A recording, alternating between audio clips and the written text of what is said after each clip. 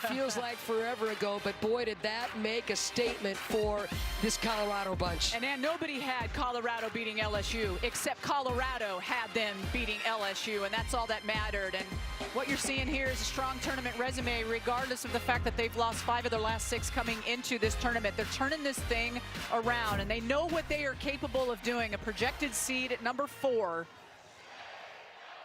J.R. Payne has to be happy with the way that they started this game, and they just needed this kind of game. Now, probably want to shoot a little better than they did in a couple of different situations in this game, but overall, very good execution. 4th quarter underway. J.R. Payne played for Kelly Graves, coached with Kelly Graves, great friends with Kelly Graves, as Foreman hits yet another deep ball. 3 of 4. Foreman is now tied second all-time with Shelly Sheets at 252 threes made. One more, she'll slide solo into that second spot. Remember, coming into this, she needed 8 total to be the all-time in CU history in three-pointers made. She can hit 7. Wow. And to your point, Tammy, when she starts feeling it, it's a different beast. She's got 14 and all those 3 balls. Muscle memory for her. It just comes so simply for Foreman. When that ball comes out of her hand, you can see it in the backspin. Early 4th quarter, Colorado had swept Oregon in the regular season. First one was kind of close, 61-48, but that second one was a 90-57 affair in Boulder. Rambis scores. This one just kind of at a different level, though, Tam. It's tournament time, and the last thing you want to do is get embarrassed on a national stage like this. And right now, it's just been really, really tough for Oregon. And Freeman is kind of making it tough. Yeah, Foreman, she's just doing such a nice job. There it is, just muscle memory right there. She has twice hit 7 threes in a game. And her teammates are finding her. And so substitutions for Colorado and Oregon, and you get some of the starters back in for Colorado. You leave Foreman in there. I like that choice. I think if they can, you just continue to hit Foreman and let her just launch. Sherrod, Nolan back on the floor for Colorado.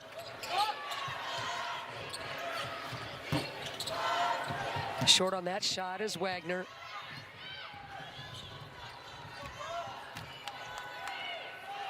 Good hands, Van Sluten. She's got Gray going right up against Sherrod, though, and gets her home. 9 now for Grace. Love her game, playing into that passing lane, taking it all the way, taking it herself. A little trap here for Colorado, and there is Foreman. Boy. Yep. Lord have mercy. Like I said, just let her launch. 17 now for Foreman. 5 of 6 from beyond the arc.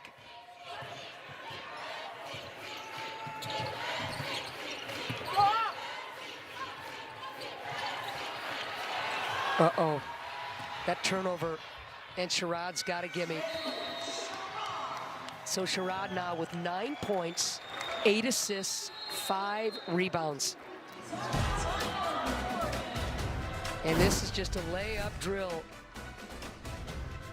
When you have all the real estate, come on in, you masked one. And that means the Pac-12 women's basketball tournament is living large.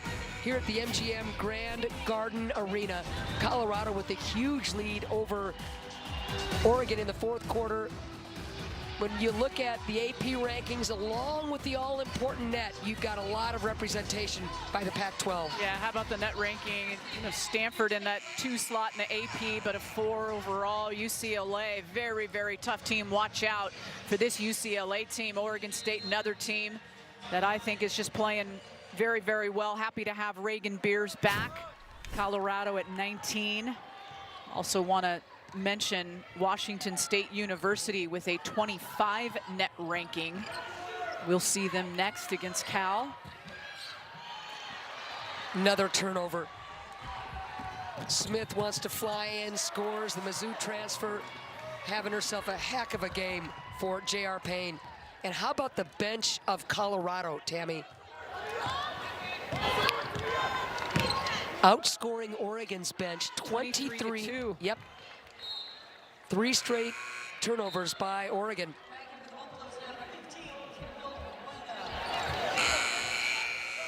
Sherrod, Foreman, Quay Miller, Von Lay. Von Lay quiet today.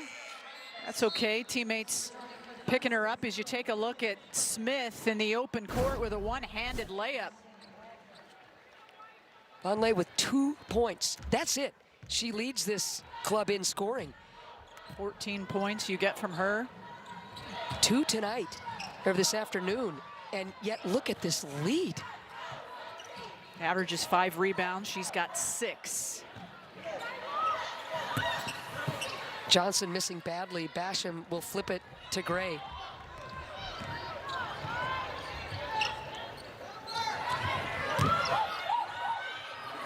Van Sluten.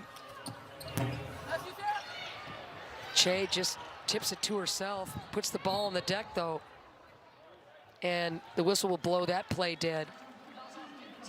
And Che will pick up that foul, her second. First team foul. Whitaker back onto the floor.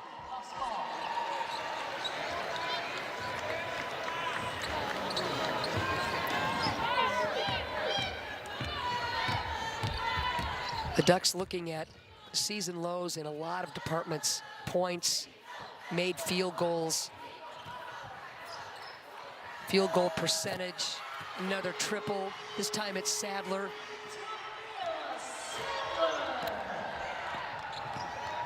Colorado, 3-point shooting team, right? We know this. We know that they've got multiple players. Foreman, of course, the one you automatically think of.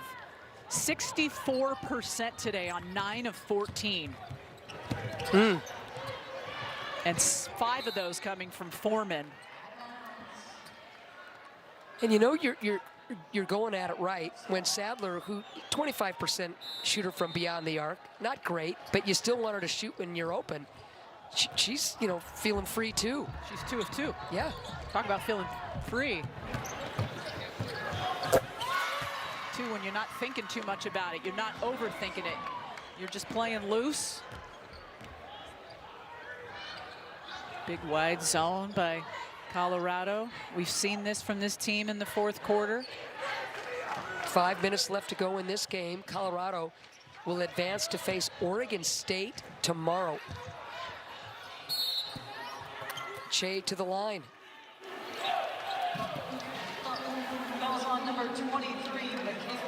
Johnson picks up that foul. Her first, team's first.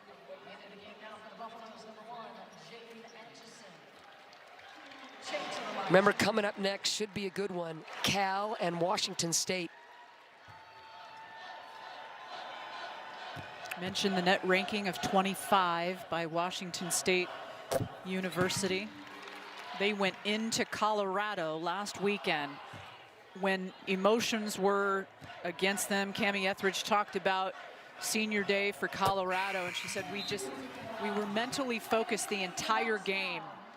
Altitude, and she said it just goes to show you what we are capable of doing, and they did that without Ledger Walker, who had successful surgery about a week ago, did not travel with this team, but she is the face of that program. Boy, and then some.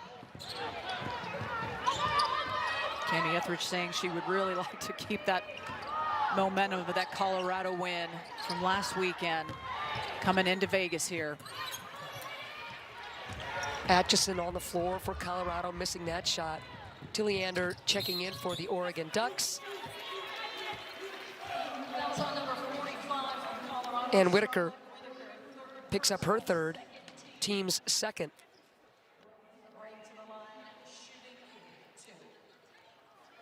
So Che has a seat for Oregon, Tammy, finishing with, unless she comes back on, right now she's sitting on 6 points and 6 boards, couple of assists. And she averages about 13 a game. There it is. leads this club with 13 and 12 in terms of points and rebounds. Quiet day for her. Gray nearing double figures, but too little, too late. And Van Slooten not at her average of 15 a game. She's got 9.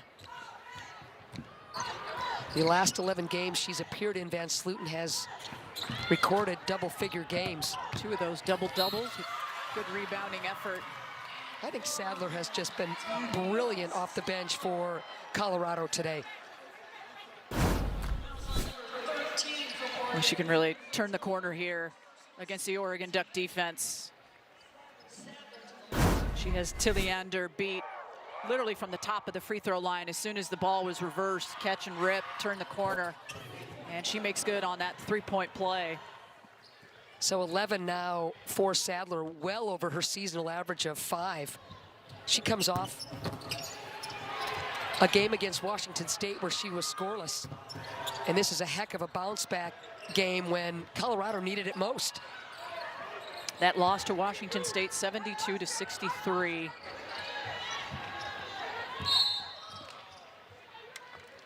Looks like Sadler will pick up the foul. She will. Her first. Team's third. Tammy, 3:41 left to go in this game. As Hamill checks back in. If you're Colorado, let's speak the obvious, but what are you liking about this performance in game 1, having lost 5 of 6 coming into the tournament? Well, first of all, I think that Charlotte Whitaker is down at the other end. I want to honor this and recognize this. Yes, we can certainly go back to your and not able to get up right now, and Whitaker in obvious discomfort. And in terms of Colorado's depth, she is key off the bench for J.R. Payne.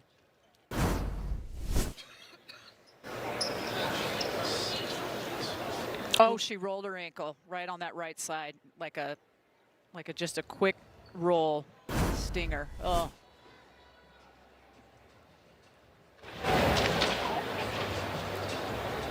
Just heartbreaking, and to see this happen at the end of a game to somebody who's dealt with injuries Oh my her goodness. entire career, and she cannot put any pressure on this. Gosh, it was such almost a celebratory day for Whitaker here in this game. The Kiwi really strong off the bench for J.R. Payne. 18 minutes, 18 good quality minutes, 4 rebounds, 4 assists, Yep. no turnovers. I like to see her laughing a little bit, and all the hip injuries, all of the collective injuries throughout her long and wonderful career at Colorado.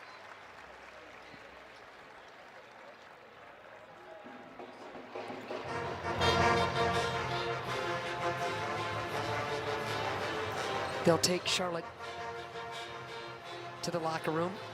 Coming up in just a matter of moments, we'll send you to the desk for the Tums game break. Ash, Elise, Angela, you folks better be ready, because we're sending it to you awfully darn quick. Thank you, Angela.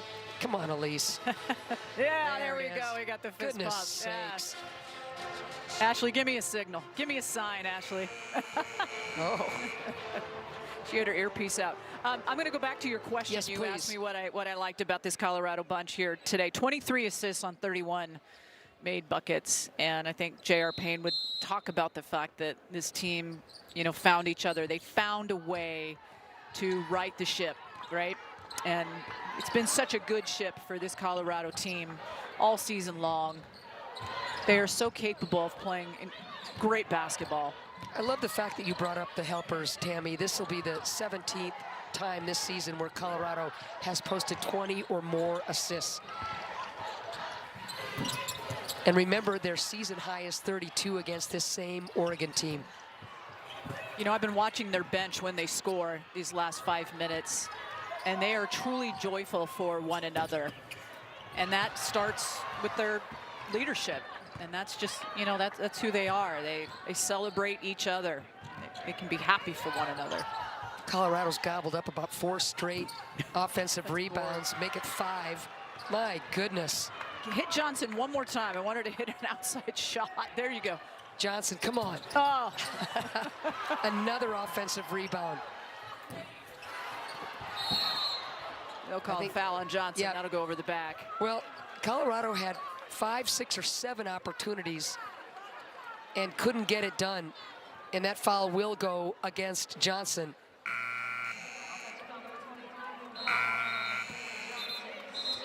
Her second. Team's fourth. 2:25 left to go in this ball game. All Colorado.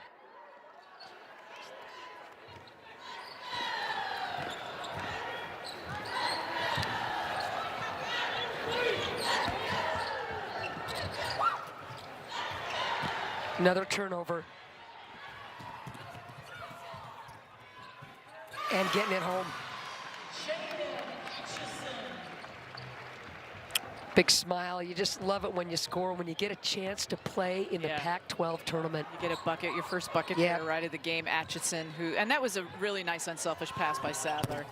She could have taken that and run with it.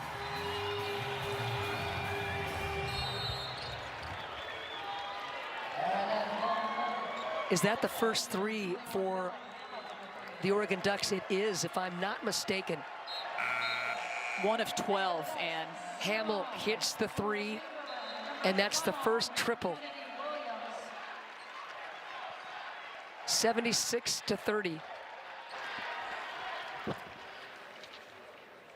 Substitutions for Colorado: Shalomai Sanders, Sophia Gerber. Everybody getting to play today. What a performance by Colorado.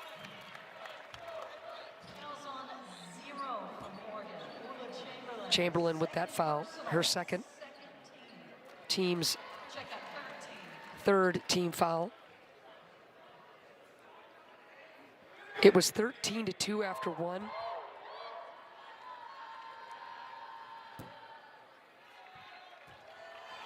Actually, it was 26-7 after 1. And it was 38-11 at half. And Colorado just has never looked back. Colorado held Oregon to just 4 points in that second quarter. Rambis with a big block.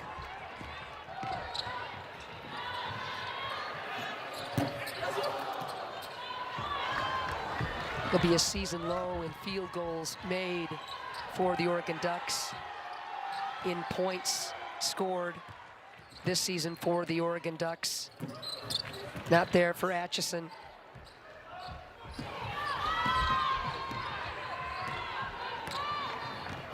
One minute to go in this game.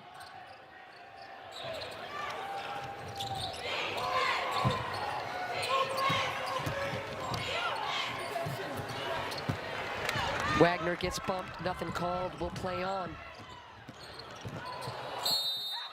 Oh, and 1. Yeah, how do you like me now, huh? Look at Johnson with a little swagger at the end of that. The red shirt freshman looking over at the bench. And the bench digging it. Watch this finish here. She's going to go against Rambis. So watch. Yep. Watch Johnson. He says, all right, I got a little of that for you. Rambis says, I want the O charge, but no go. 3-point play, that's got to feel good for the youngster. She's got 5.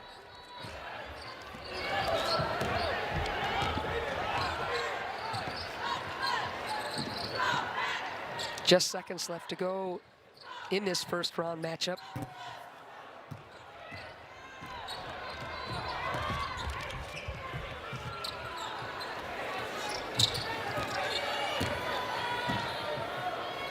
Little flip, Atchison back rim it off.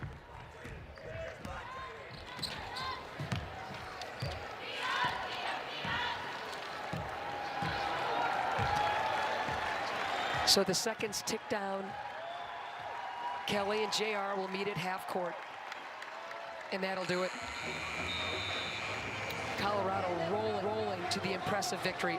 Kelly Graves could not be more proud of J.R. Payne and the job that she has done at Colorado. She played for him, she coached with him.